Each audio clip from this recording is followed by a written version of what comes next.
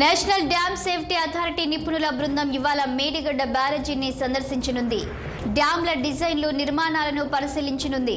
ఉదయం పర్యటనకు బయలుదేరనున్న టీం మధ్యాహ్నం 1:30 గంటల వరకు బ్యారేజీని పరిశీలించనుంది.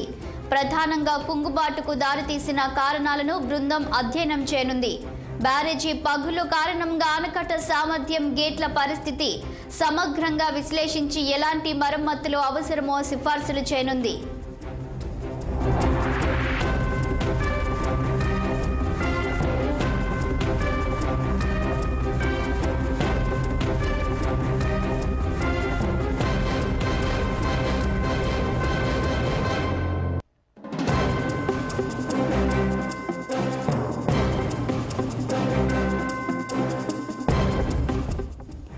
మధ్యాహ్నం భోజనానంతరం అధికారుల బృందం అన్నారం బయలుదేరి అక్కడి బ్యారేజీలో సీపేజీకి దారితీసిన కారణాలను సమగ్రంగా పరిశీలిస్తుంది.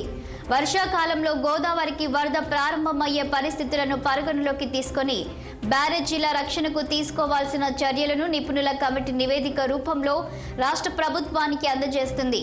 రేపు సుందిళ్ల బ్యారేజీని ఈ బృందం సందర్శించనుంది. పరిశీలన అనంతరం నిపుణుల కమిటీ రాత్రికి హైదరాబాద్కు చేరుకోనుంది.